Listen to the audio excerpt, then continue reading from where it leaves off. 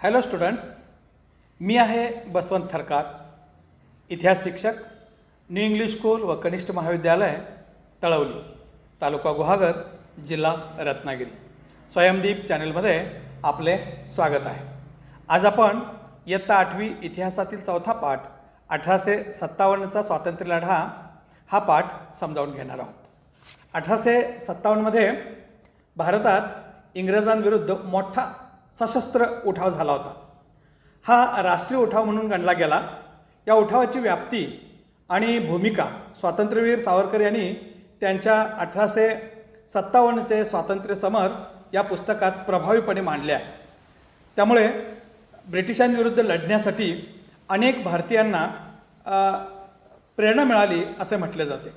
विद्यार्थी मित्रांनो, या पाठाचे मी 2 भाग केलेले आहेत, म्हणजे 2 भागात अध्यापन करणार आहे. पहिला भाग असेल ज्याच्यात आपण 1857 पूर्वीचे लढे पाहणार आहोत. त्यानंतर 1857च्या लढ्याची कारणे, त्याच्यामध्ये आर्थिक कारणे, सामाजिक कारणे, राजकीय कारणे, हिंदी सैनिकातील असंतोष आणि तात्कालिक कारण यांचा समावेश असेल. याबरोबरच या लढ्याची व्याप्ती आणि लढ्याचे नेतृत्व याही मुद्द्यांचा या पहिल्या भागात समावेश असेल.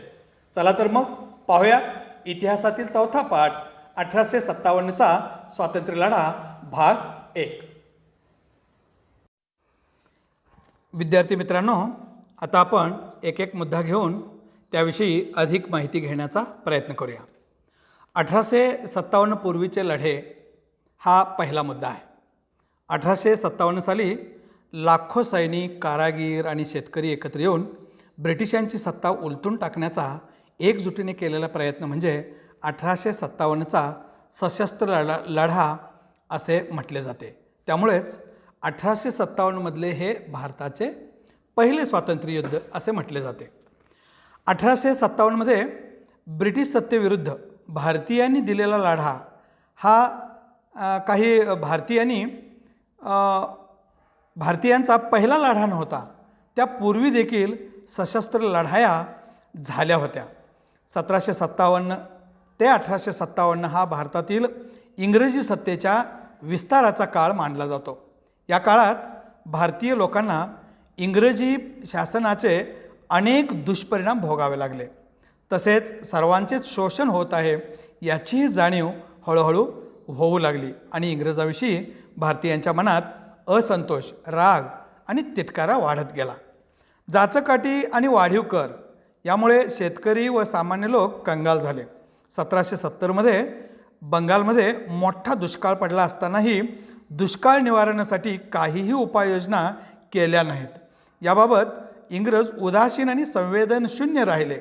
माणसे, गुरेढोरे अन्न पाण्याविना तडफडत होते आणि इंग्रजांना त्यांचे काहीच सोयरसूतक नव्हते.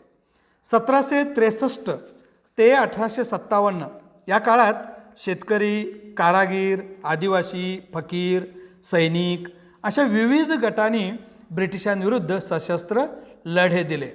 बंगालमधील शेतकऱ्यांनी तेथील संन्यासी आणि फकीरांच्या नेतृत्वाखाली दिलेले लढे हे ब्रिटिशांविरुद्ध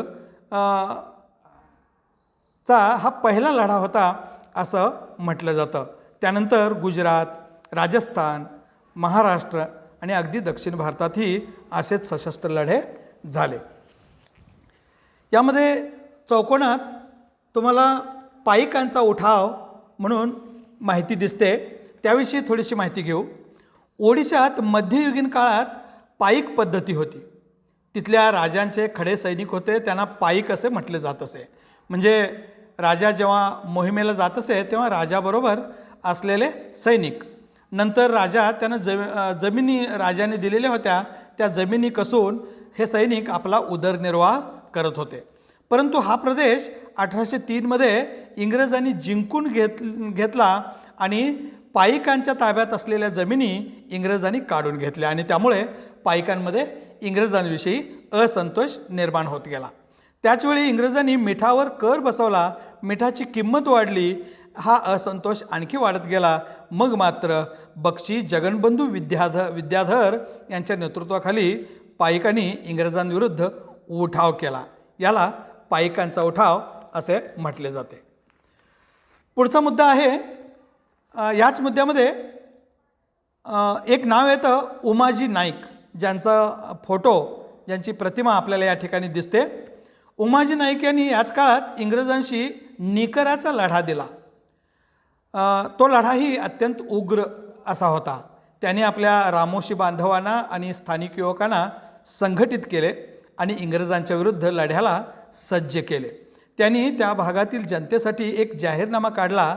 त्यात त्यांनी इंग्रजांविरुद्ध लढण्याचे तसेच इंग्रजी सत्ता झुगारून देण्याचे आवाहन केले होते. त्यांच्या आवाहनाला प्रतिसादही मिळाला.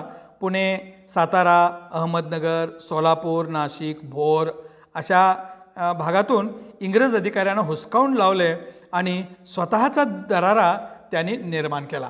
यामुळे घाबरलेल्या इंग्रजांनी उमाजी नाईकांना पकडण्यासाठी त्यांचा ठाव ठिकाणा सांगणाऱ्याला बक्षीस देण्याचे जाहीर केले. तरीही ते हाती लागत नाहीत म्हटल्यावर बक्षिसाची रक्कम वाढवली, जमिनी देण्याचे आमिष दाखवले.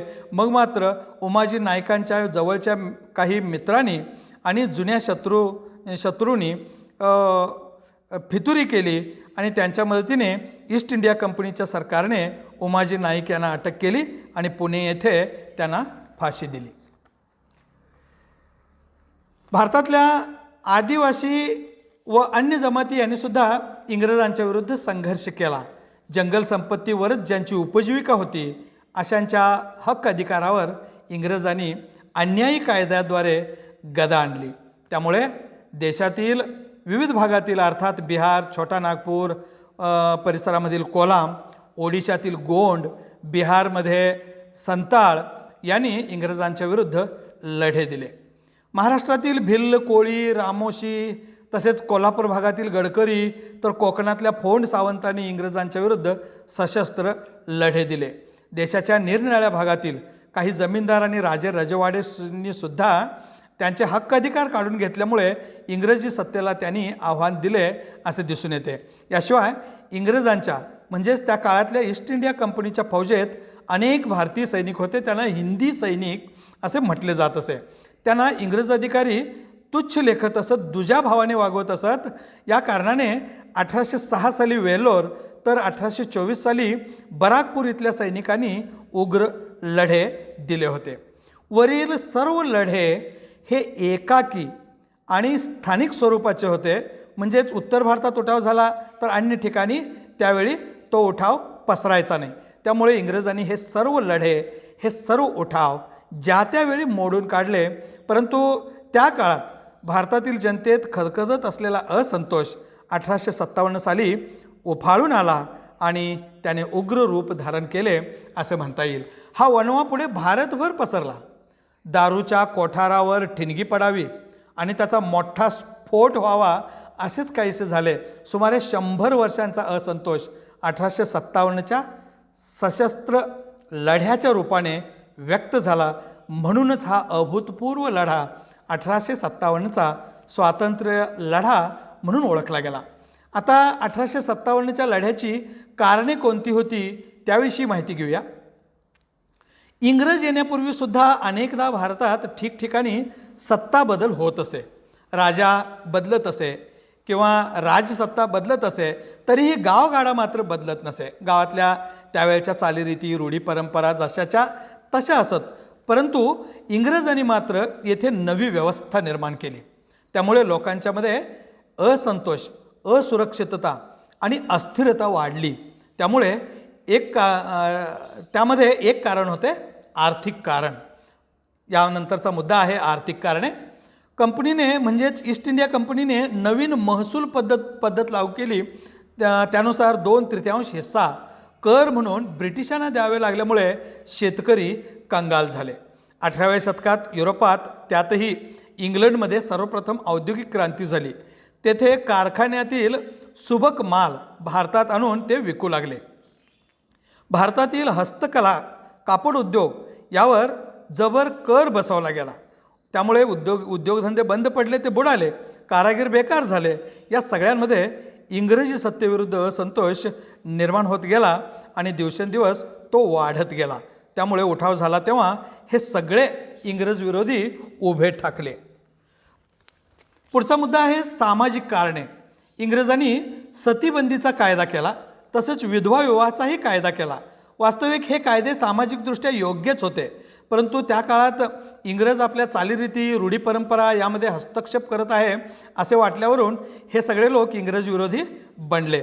हिंदूंची मंदिरे आणि मुस्लिमांच्या मशिदींना त्यावेळीच्या राजांनी दिलेली वतने इंग्रजांनी काढून घेतली. यामुळे हिंदू मुस्लिमांमध्ये इंग्रजांविषयी असंतोष निर्माण झाला. पुढचा मुद्दा आहे राजकीय कारणे. इंग्रजांनी 1757 पासून अनेक संस्थाने राज्ये ताब्यात घेतली होती. डलहौसीने अयोध्येच्या नवाबाला गैरकारभाराचे कारण दाखवले आणि त्याला पदावरून काढून टाकले, त्याला पदच्युत केले. तर सातारा, नागपूर, झाशी या संस्थानातील राजांचा दत्तक पुत्राचा वारसा हक्क नामंजूर केला. त्या काळात राजाला मुलगा नसेल तर राजा ज्याला दत्तक घेत असे तो दत्तक पुत्र, परंतु इंग्रजांनी तो नामंजूर केला. पुढचा मुद्दा आहे हिंदी सैनिकातील असंतोष. इंग्रज अधिकारी हिंदी सैनिकांना मगाशी सांगितल्याप्रमाणे तुच्छतेने वागवत असत. त्यांना सैन्यातील सुभेदारापेक्षा वरचे पद दिले जात नसे. गोऱ्या सैनिकांपेक्षा त्यांना कमी वेतन दिलं जात असे. लांब पल्ल्याच्या मोहिमा केल्यानंतर मिळणारा भत्तासुद्धा त्यांचा बंद केला. हिंदी सैनिकांनी गंध लावला पाहिजे, त्यांनी दाढी राखता कामा नये अशा जाचक अटी घातल्या. त्याचबरोबर समुद्र पर्यटन केल्यास धर्म बुडेल अशी समजूत त्या काळात होती आणि त्याचवेळी हिंदी सैनिकांना समुद्र पार करून विदेशात जावे लागेल असे सांगितले गेले आणि त्यामुळे सुद्धा हिंदी सैनिकामध्ये असंतोष वाढत गेला. पुढचा मुद्दा आहे महत्त्वाचं कारण, ते म्हणजे तात्कालिक कारण. 1856 साली ब्रिटिशांनी हिंदी सैनिकांना लांब पल्ल्याच्या एनफिल्ड बंदुका दिल्या. त्यात वापरणारी काडतुसे, त्यावरील आवरण दाताने तोडावे लागे. त्यात या आवरणाला गायीची व डुकराची चरबी लावल्याची बातमी पसरली होती. गाय हिंदूंसाठी पवित्र तर डुक्कर मुस्लिमांसाठी निषिद्ध मानले गेले होते. यामुळे हिंदू मुस्लिमांच्या धार्मिक भावना दुखावल्या गेल्या आणि इथेच उठावाची ठिणगी पडली आणि वणवा पेटला. पुढचाच मुद्दा आहे वणवा पेटला.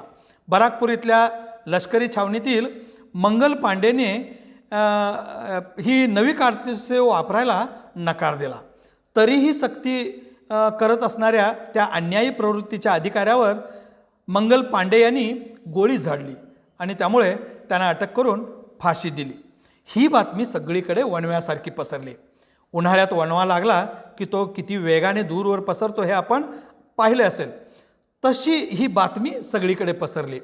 मेरठ छावणीतील हिंदी सैनिकांची पूर्ण पलटण सशस्त्र उठावाला सज्ज झाली आणि ती पलटण दिल्लीच्या दिशेने निघाली. दिल्ली ताब्यात घेण्यासाठी निघाली. वाटेत हजारो लोक त्यात सहभागी झाले. ज्यांच्यामध्ये असंतोष खदखदत होता ते सर्व यात सहभागी झाले. 12 मे 1857 या दिवशी दिल्लीचा ताबा उठावकऱ्यांनी मिळवला. त्यावेळेचा मुघल बादशाह बहादूर शाह हे वृद्ध झाले होते. तरीही त्यांच्या नावाने भारताचा सम्राट म्हणून द्वाही फिरवण्यात आली. या लढ्याचे नेतृत्व त्यांच्याकडे सोपवले गेले. पुढचा मुद्दा आहे लढ्याची व्याप्ती. मेरठ ते दिल्ली तुम्ही इथं नकाशात पाहू शकता. रंगवलेला भाग दिसतो तो इंग्रजांच्या ताब्यातील प्रदेश आणि जिथे जिथे लाल रंगाचे ठिपके दिसतात तेथे 1857चे लढे जिथे झाले ती ठिकाणे दाखवलेली आहेत. बिहारपासून ते राजपुतान्यापर्यंत, तसेच लखनौ, अलाहाबाद, कानपूर, बनारस, बरेली, झांसी वगैरे ठिकाणी उत्तर भारतात लढ्याला सुरुवात झाली. हा लढा पुढे दक्षिण भारतातही पसरला. नकाशात तुम्ही पाहू शकता. नागपूर, सातारा, कोल्हापूर, नरगुंद येथे उठाव झाले. साताऱ्याचे छत्रपती शहाजी प्रतापसिंह, त्यांचे वकील म्हणजेच कारभारी रंगोबापूजी, कोल्हापूरचे छत्रपती चिमासाहेब, नरगुंदचे बाबासाहेब भावे, अहमदनगर संगमनेरचे भागोजी नाईक इत्यादींनी या लढ्यात भाग घेतला. त्यांनी ते अग्रभागी राहिले असं दिसून येते. नाशिक जिल्ह्यातील सुरगण्याच्या राणीनेही या लढ्यात भाग घेतला. म्हणजे त्या काळात स्त्रियाही मागे राहिलेल्या नव्हत्या. खानदेशात कजारसिंह यांच्या नेतृत्वाखाली भिल्लांनी उठाव केला. विशेष म्हणजे त्यात 400 भिल्ल स्त्रियांनीही सहभाग घेतलेला होता. सातपुडा परिसरात शंकर शाह यांनी उठावाचे नेतृत्व केले होते. पुढचा मुद्दा आहे लढ्याचे नेतृत्व. 18व्या शतकात मुघल साम्राज्य दुबळे झालेले पाहून नादिर शाह त्यानंतर अब्दाली यासारख्या परकीयांनी भारतावर आक्रमणे केली. मुघल सत्ताधीश याचा प्रतिकार करू शकत नाही हे पाहून भारताच्या रक्षणाची जबाबदारी मग मराठी सत्ताधीशांनी घेतली. यातूनच मराठे आणि अब्दाली यांच्यात झालेले युद्ध पानिपतचे युद्ध म्हणून ओळखले जाते. 1857च्या लढ्यातही मुघल साम्राज्याचा वारसदार बहादूर शाह यांचे वय झाले होते. ते इंग्रजांच्या विरुद्ध लढण्यास असमर्थ आहेत हे ओळखूनही बहादूर शाह यांचे नेतृत्व सर्वांनी मान्य केले. परंतु या उठावाचे नेतृत्व प्रत्यक्षात नानासाहेब पेशवे, झाशीची राणी लक्ष्मीबाई ज्यांनी पुढे मेरी झाशी नाही दूंगी म्हणून त्वेषाने लढा दिला, त्यानंतर तात्या टोपे, कुंवर सिंह, मौलवी अहमद उल्ला, मुघल सेनापती बख्त खान, बेगम हजरत महल यांनी त्या काळात उठावाची सूत्रे आपल्या हाती घेतली. त्या ठिकाणच्या उठावाचं नेतृत्व त्यांनी केलं. इथं छायाचित्र काहींची दिसत आहेत, ते तुम्ही पाहू शकता. त्या काळात हिंदू मुस्लिम ऐक्याचं दर्शनही होत होते. हिंदू मुस्लिम एकमेकांना सहकार्य करत होते, एकमेकांचं सहकार्य घेत होते. दिल्ली, कानपूर, लखनौ, झाशी, पश्चिम बिहार या ठिकाणी झालेले उठाव विशेष उग्र स्वरूपाचे आणि लक्षणीय असे होते. त्यामुळेच हा उठाव भारतीयांचा इंग्रजांविरुद्धचा पहिला स्वातंत्र्य लढा ठरला. याबरोबरच विद्यार्थी मित्रांनो, या पाठाचा पहिला भाग इथेच संपला. उर्वरित भाग म्हणजेच उठावाचा बीमोड, लढा अयशस्वी होण्याची कारणे, स्वातंत्र्य लढ्याचे परिणाम वगैरेंची माहिती आपण पाठाचा दुसरा भाग अर्थात पुढच्या व्हिडिओमध्ये पाहणार आहोत. तोपर्यंत धन्यवाद.